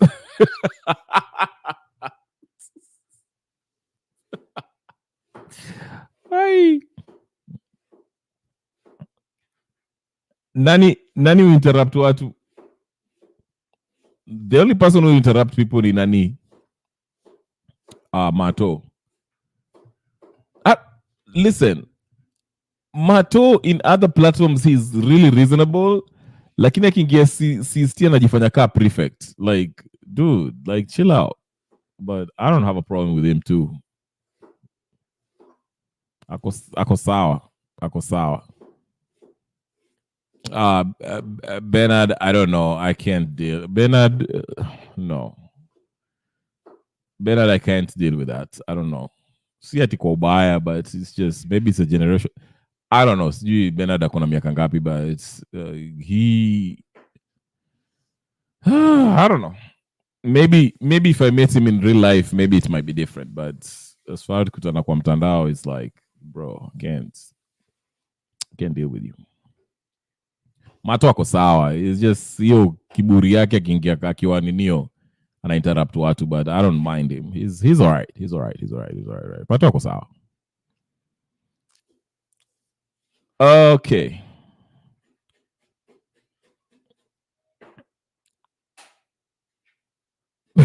Ati uianza duration.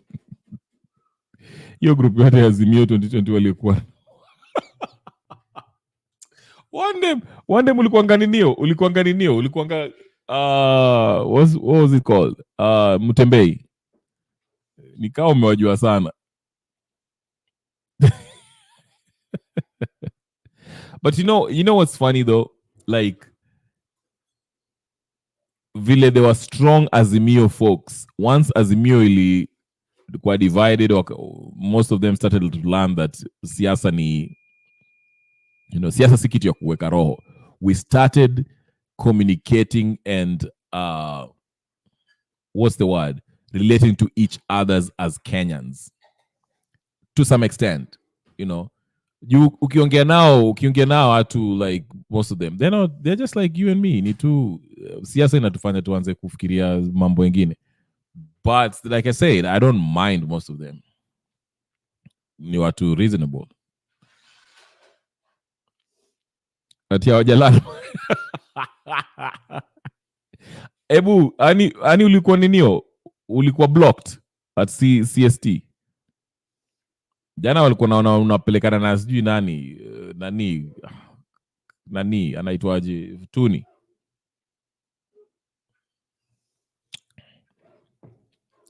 Mchapana vita hapo hivyo. Ati not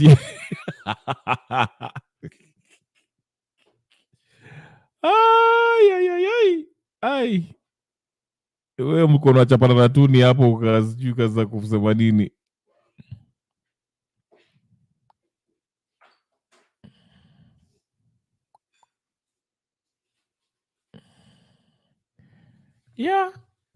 Yeah, you might argue that. Nilikuwa Mutembei, Ani na Fatuma walikuwa reasonable. Ani nilikuwa simonangi. Unajua Ani nilianza kumwona baadaye. Mutembei unajua sijui, everyone was different times in Mutembei, but maybe ulikuwa unatembea jina lingine, but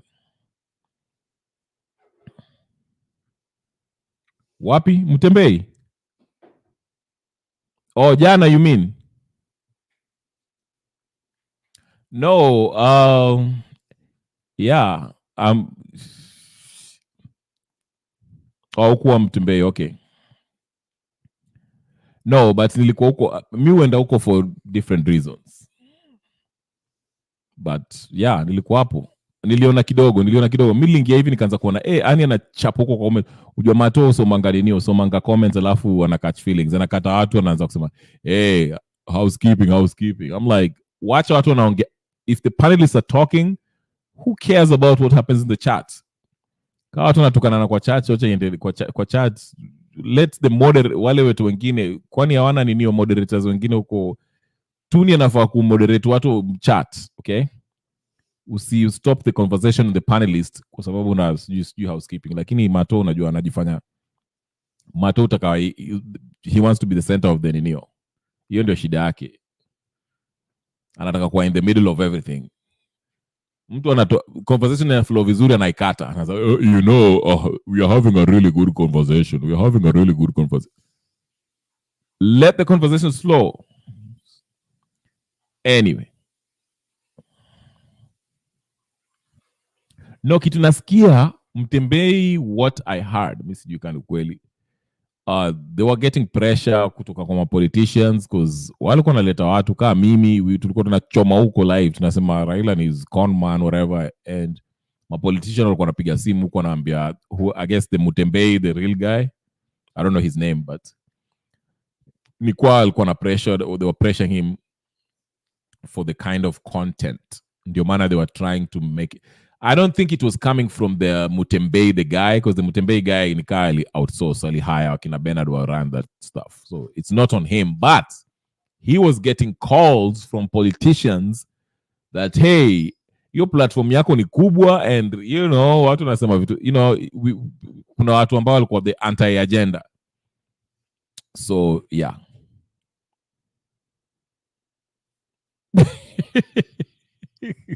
As usual, ani unajua sisi ni marebel, ndio maana tuko huko. Paka uchome. That's what makes the channel renew. Si ati tunakaa hapa tuna agree on everything, kwani? Ndio maana amependaga Keep angeingia hapa angeanza kunipeleka mbio hapa, anaanza kwa wewe unatukoroga. Keep uko wapi, Captain? Captain, if you're watching, log in right now. Captain asipoingia in the next 10 minutes minaishia. KK kwanza ile part.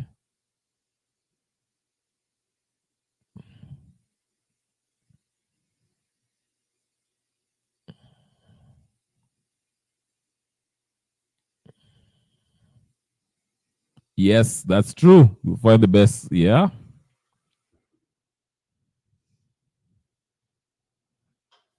Yeah, one them, yeah. I mean, Annie might not agree with you. Aye.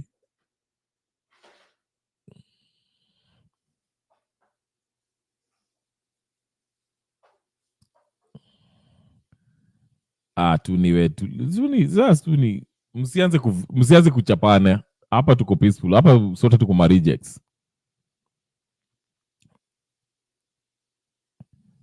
Oh, yeah. You're right. So, that's why when the politics was hot, alianza kupata masimu kutoka kwa politicians. So, he had to like shut it down. Basically, that's what I heard.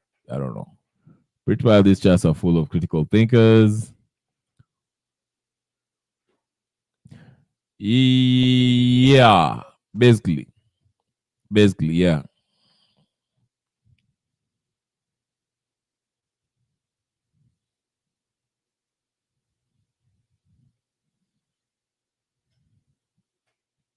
I mean,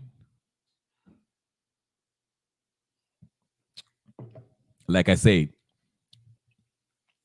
najua Ani walikuwa nachapana na Tuni. Mimi sijakuwa shida na Tuni. Shida yangu ni kwa CST whatever, nilingia huko kina Alex is like two-faced, anajifanya whatever, alafu ukiingia huko, if he doesn't like what you say, anakwambia hey Bernard, hebu block huyo chali, you know.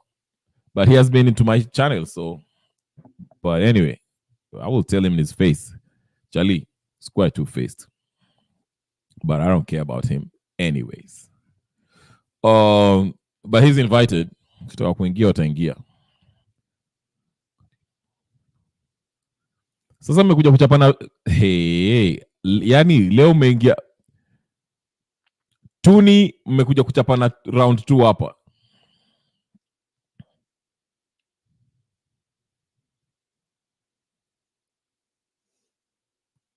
Round 2 mmebeba.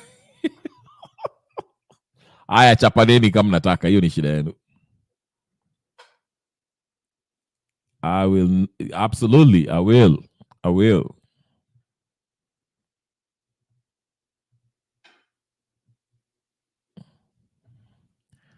Like I say, yeah, Alex ni two-faced. Alex alikuwa na ukienda sound candidate anaambia Bernard, hey, block him. Alikuja hapa anajifanya ni rafiki yako. So I was like, all right, whatever. But alikuja hapa nikawaachia studio. They talked for like an hour. Mimi sina shida. Me, as long as you give your views, I don't take it personally. It's not personal to me. Ukini block CST, it's not personal. I don't care. Hiyo ni house yako, hiyo ni your platform, that's fine. Chali, maisha inaendelea. It doesn't bother me. So, but one thing, akirudi hapa and I'm here, nitamwambia, hey, Chali, you don't have to be two-faced. Usiende huko nini ati nikikuja CST unaambia watu wani block, alafu kuja hapo unacheka na mimi. We're not doing that. Hapa ni free for all. Ukitaka kuchapana ngumi na tuni, endeni hapo. Kuna kakona hapo, mchapane mangumi dakika 5, alafu msalimiane, alafu muendelee. Hapa kuna order.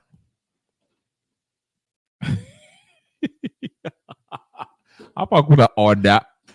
Unaona kina keke umeingia hapa anaanza kunigombeza. Hata I'm like, Charlie, second naangalia, I'm like, Charlie. Keke na captain.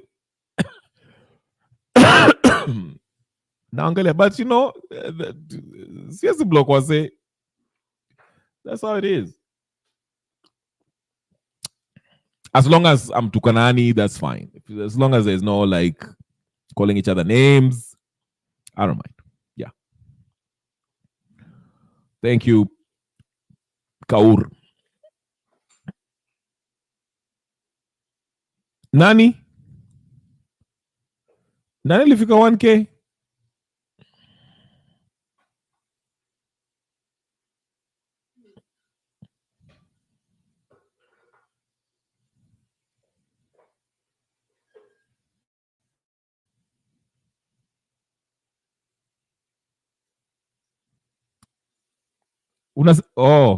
Okay.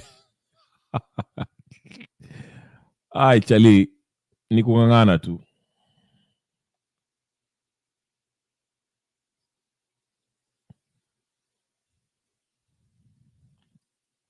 Sawa. Ndio mnasema.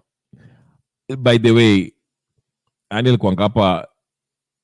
Oh, yeah. I didn't. Ilifika 2K, by the way. 2K, 2,600. That was the top. I was like, what's going on? Minko nimengia to like, because I was out running errands, nikaingia hivi, nikaanza kulogin. I'm like, so kulogin hivi, naanza kuna, inapanda. But I'm like, what? Yeah, I was surprised too. I was surprised. Yeah.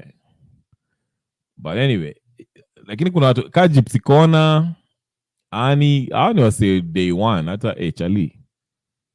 Nyi mnafaa kwa moderators hapa. That's what it is. Ni pole pole tu. Appreciate that. Appreciate it. Oh, by the way, yeah. Oh, absolutely, yeah. Kesho, I know it will be a big ninio sijui tanza. Yeah, ntamka mapema. I don't know when this whole thing is at. I think it's 9 till 5. So yeah, Daikava, by the way. Gypsy Corner. Where is Gypsy Corner?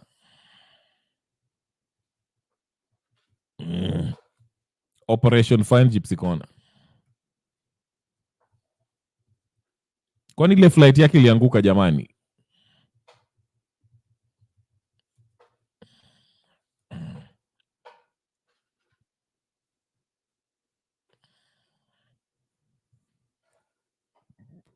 Mpaka tumtafute.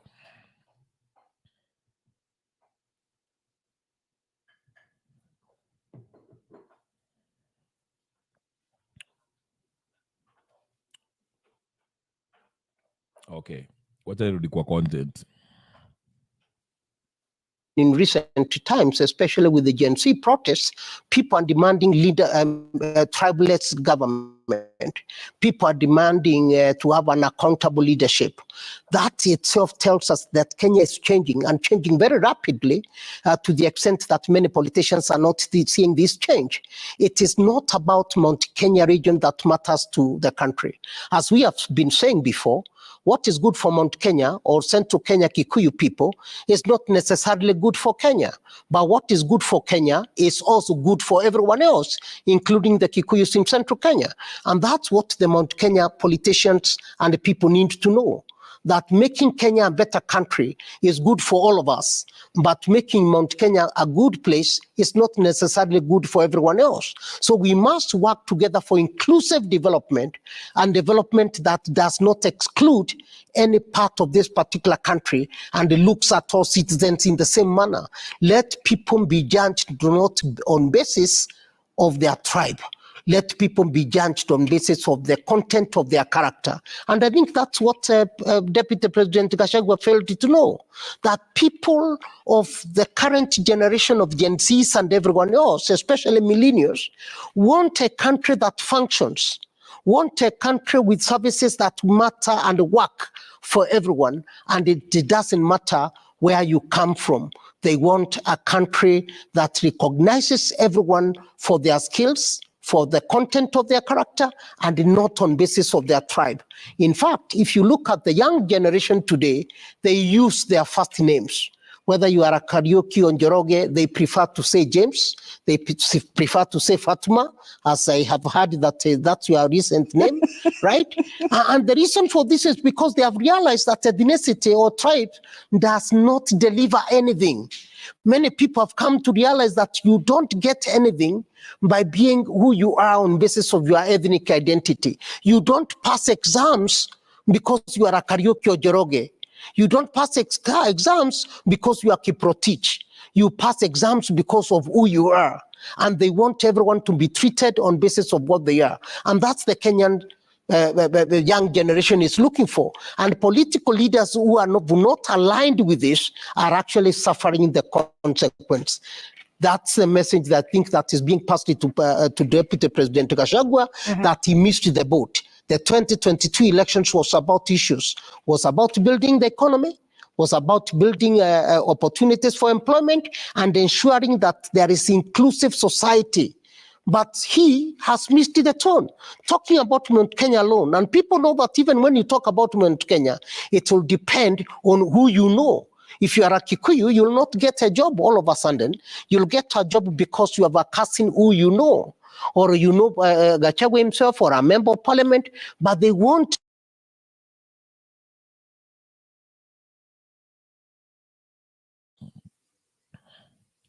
Hold on, Annie. Amena, he said he will name the influencers who are being paid by Adani. Has he named it already?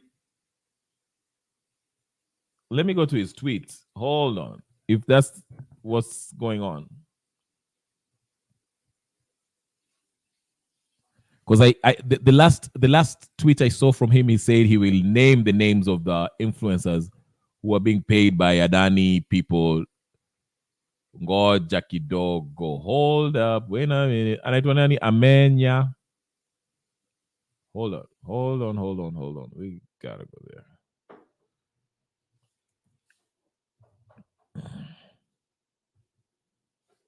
Nelson Amenya.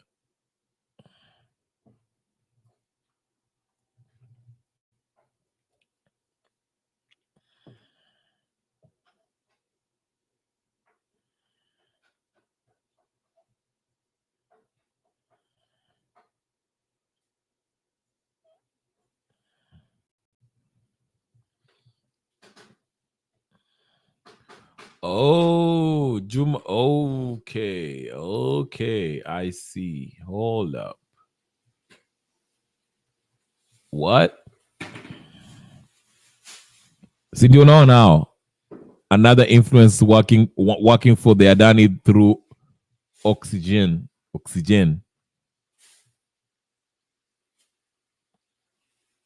Juma, who's Juma? Let me see.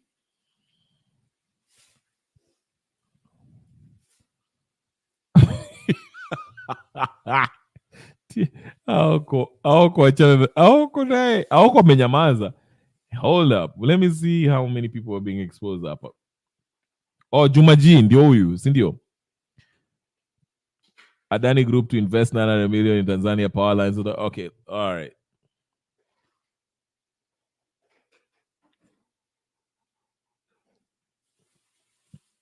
Anyone associated with this blog is on Oxygen list influencers. Hold up. recruited to offer thought leadership at Adani Justice Energy Airport and Shah. I will withhold the rest as I compile more info. I saw they are also influencing for Spiro, the company that was bought by Moses Kuria and received a 2.6 billion gift from Treasury. What? Okay, najua mko njaa lakini can't we delay today's gratification for the sake of our future?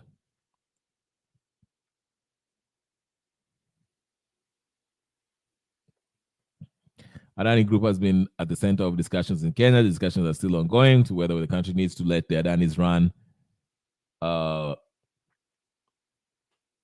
key infrastructures in Kenya, including the Jomo Kenyatta International Airport, but the Adanis ever done any major projects and completed them in other countries. We have 6 of them.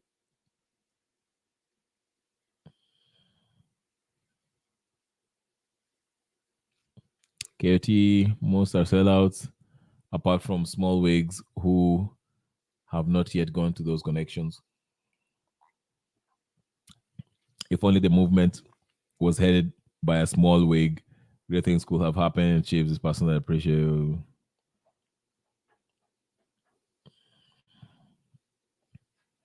So Juma that na Soko directory.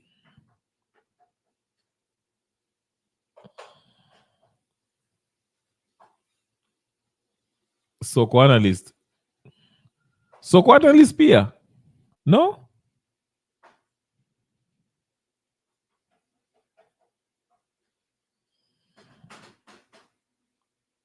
Hey, kuna what's going on? No.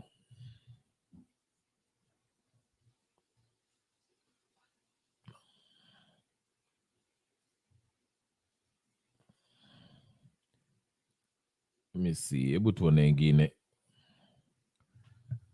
Ndo maana the guy Sokonolis has been testing the waters like allergy hapa. Ati hakuna mtu hakuna.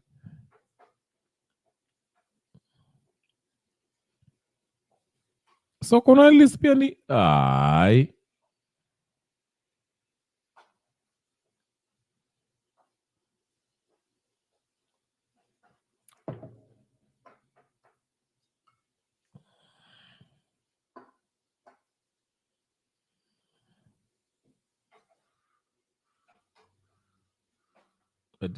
Ati Soko analyst hata wewe.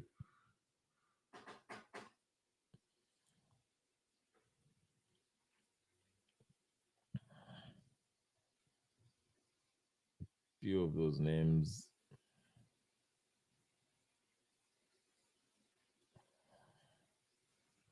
Gaito has been saying this too, by the way. Ati Soko analyst ni aje the influence.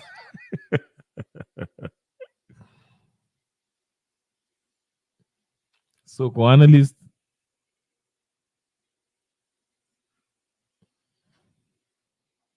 So Soko analyst pia ni wow.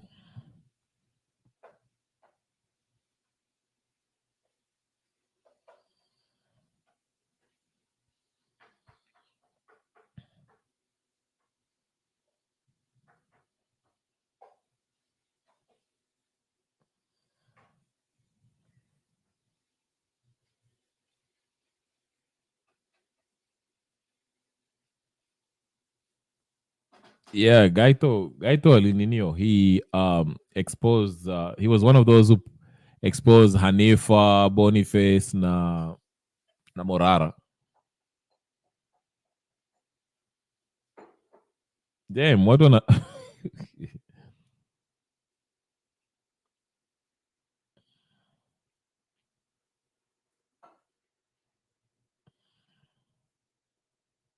the man who was the face of Kenyan government in the aftermath of the police deadly crackdown on recent attacks. Got the president.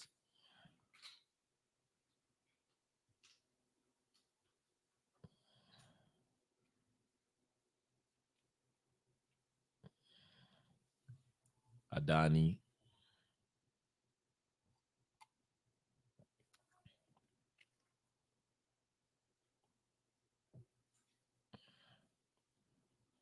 Yeah.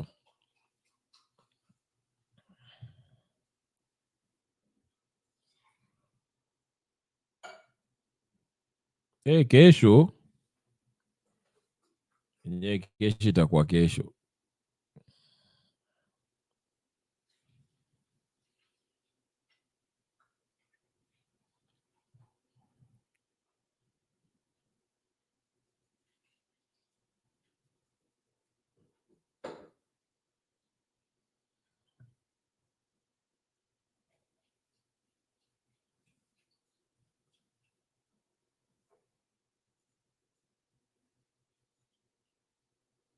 So analyst is the blogger. As you can watch the screen. Wow.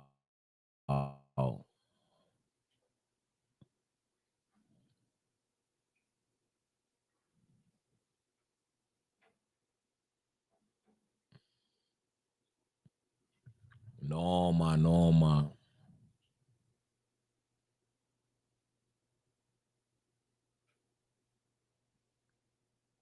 Yeah. Ay. Okay.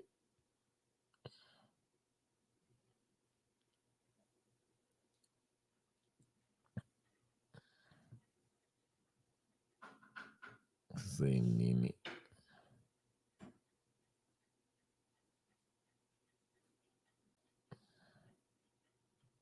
Okay.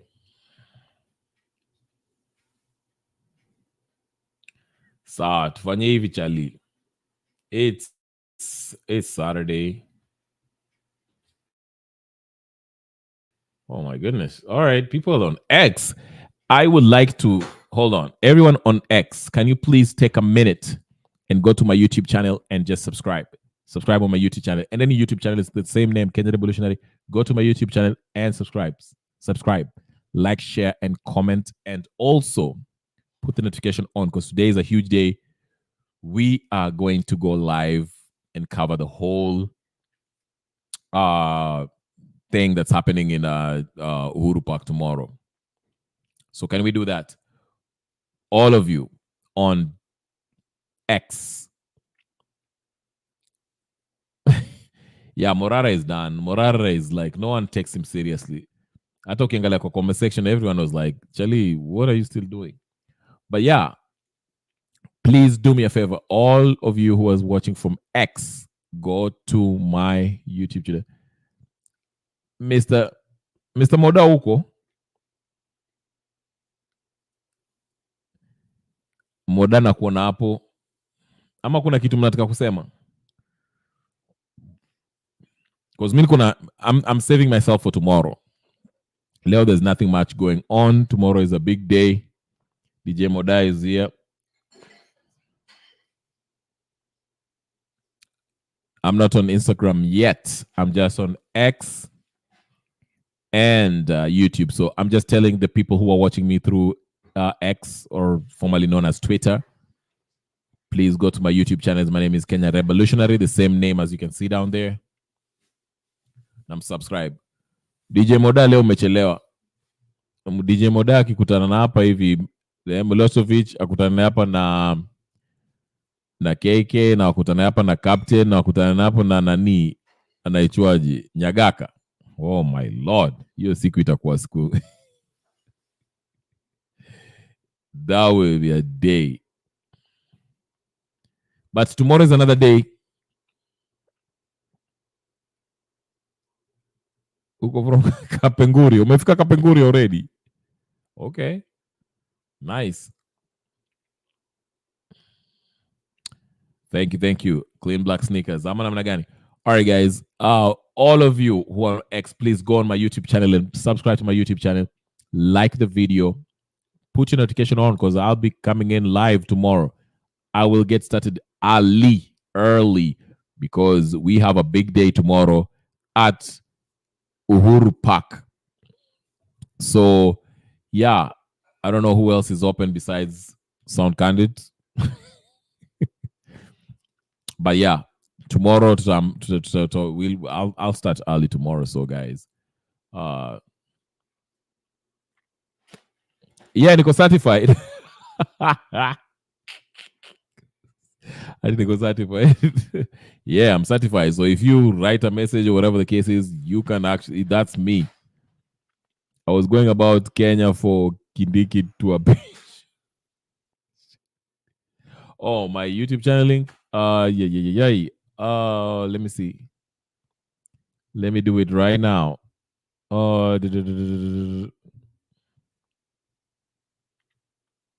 YouTube channel link. Share with everybody. Here is my YouTube channel link.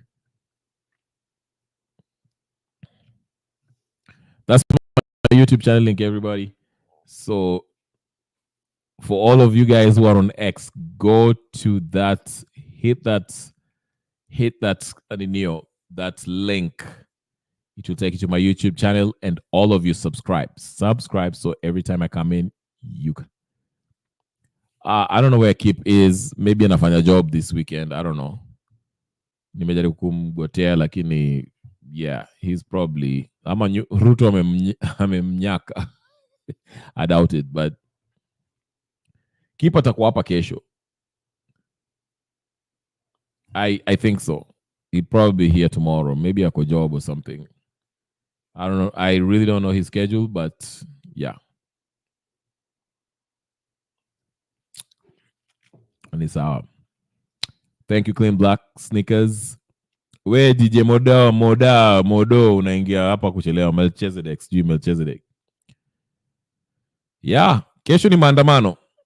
Tuendeni maandamano kesho. Yeah, niko TikTok. Same name. Nico TikTok. By the way, oh, you know what? I'm about to start going streaming on TikTok too. Nico TikTok too. But TikTok, ukienda TikTok yangu is nothing. Sijapost video yote ya ninio ya siasa. But I'm on TikTok, the same name.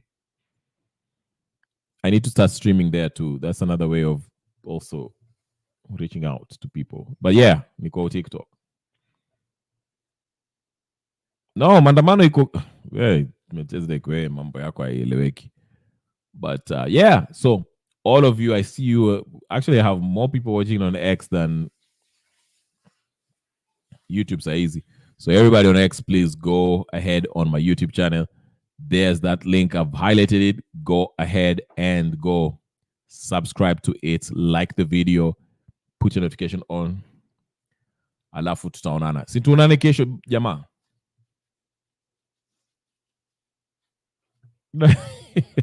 Ati kutap na buttons. Ani nani yako anakungoja huko ile ngambo ingine. Ukirudi hapo CST ukisema tu ngwa, utawekewa block. Leo nimetulia, sina neno.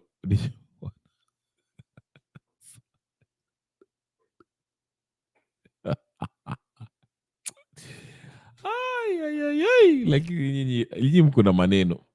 All right, guys. I'll see you guys tomorrow for the maandamano. I'll start early when maandamano starts. Niliwaambia uko lazima ni nani Tuni anakungoja huko. Ukisema tu one wrong thing, block. Tuni na kuenjoy. I know Tuni you're watching. Tuni akupoa. Musquash hiyo beef. Hiyo beef yenu ani mumalize hiyo beef. Mwende mkapiga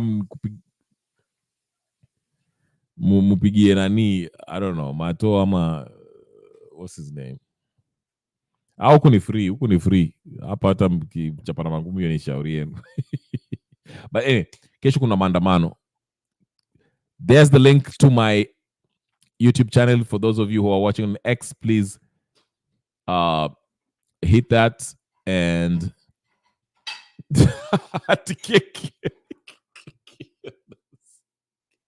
Keke unaomba wasio kuomba. Keke, come on, man. Kaa ngumu chali.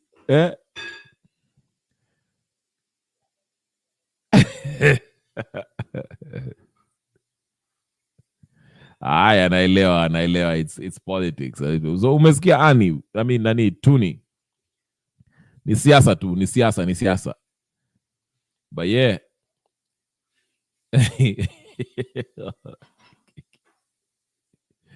Yeah. Anyway, guys, I'll see you guys tomorrow. Tomorrow there's a big day at Uhuru Park. Tukutane Uhuru Park. Maandamano. Like, share, subscribe, comment, do all the good stuff. Share this channel to everywhere. TikTok, WhatsApp, and all that stuff. Yes. Sawa ntapush kesho like that. Yeah. Peace and prosperity for everyone watching and listening.